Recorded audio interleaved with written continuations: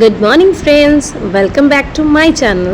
হ্যাঁ, আজকে আমার ফেরত চলে যাওয়ার পালা বাড়িতে।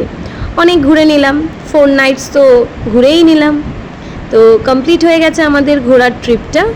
আজকে আমাদের বাড়ি ফেরার পালা। আমাদের বিকেলে ট্রেন ছিল, তাই আমরা সকালবেলায় মোটামুটি সকাল নয় দুপুরবেলা 12টা নাগাদ বেরিয়ে গেছি দার্জিলিং থেকে। তো দার্জিলিং থেকে আজকে আমরা সোজা চলে যাব এনজেপি। মনটা খুবই খারাপ আজকে, খুবই আপসেট, কিন্তু এই যে গ্রিনারি এগুলো দেখে মনটাকে আমি শান্ত করছিলাম যে আমি আবার ফেরত আসবো খুব তাড়াতাড়ি। পাহাড় আমাকে আগে খুবই ডাকতো, হঠাৎ করে একটা বছর আমি আসতে পারিনি পাহাড়ে, একটা বছর আমি সমুদ্রেই কাটিয়েছি।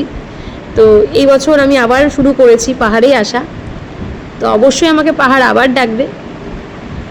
এই দেখো সবাই আমরা গাড়ির মধ্যে মন খারাপ করে বসে আছি, কারণ আমাদের ফেরত চলে যেতে হচ্ছে। কাশ আমি যদি পাহাড়ে থাকতে পারতাম। ইচ্ছে আছে যখন আমার বয়স হয়ে যাবে, যখন রিটায়ার হয়ে যাব আমি, তখন আমি পাহাড়ে একটা আমার নিজের ছোট্ট কুঁড়ে ঘর তৈরি করব, সেখানেই আমি থাকব। পাহাড়ের সাথে আমার আলাদা একটা প্রেম আছে। এই পাহাড় দেখতে দেখতেই চললাম বাড়ির দিকে। বাড়িতেও ফিরতে হবে, নিজের কাজেও ফিরতে হবে, সবই জেনে নিজেকে বুঝিয়ে ফিরতেই তো হবে বাবা।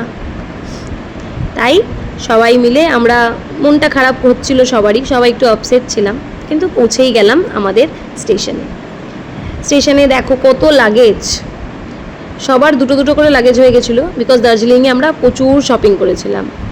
শপিংয়ের ব্লগটা পরে তোমাদের সাথে শেয়ার করে দেবো। দেখো আমরা সবাই ওয়েট করছি ট্রেনের জন্য, ট্রেন আমাদের এসেই গেছে, এবার আমরা ট্রেনে চড়ে যাব। ট্রেনে উঠে গেছি, উঠেই দেখো এর হাতটা দেখো এত সুন্দর নেল আর্ট করে এসেছিল, কিন্তু অবশিষ্ট সে 6টা নখ নিয়ে বাড়ি ফিরছে হাত, আর বাকিগুলো সব উড়ে গেছে। তারপরে ওকে আবার ইনসেক্ট বাইট করেছে, সেগুলোও আমাকে দেখাচ্ছে। তো আমাদের ব্লগটা আজকের এইটুকুই। আবার নতুন কোনো ব্লগ নিয়ে তোমাদের সাথে আবার দেখা করতে আসবো। টাটা।